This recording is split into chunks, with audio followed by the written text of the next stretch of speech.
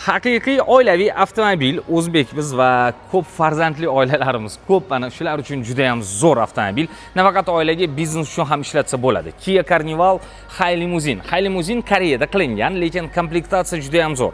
3,5 litrli dvigatel, 290 ta ot kuchi, kraska top toza, old qismi zona riski polniy broneplyonka qilingan. Michelin ballonlar taqib qo'yishibdi. 31550 km masofa bosib o'tgan, 23-yil. Ichki qismi ham juda ham zo'r holatda. Old o'rindiqlar elektr quvvatda boshqariladi. Isitish, sovutish, eslab qolish funksiyalariga ega. Adaptiv cruise control, Distronic. Undan tashqari orqa eshiklar mana elektr quvvatida ochilib yopiladi. Eng qizig'i, orqa yo'lovchilar uchun katta monitor ham qo'yilgan. Uzoq yo'llarda maza qilib dam olib ketsa bo'ladi.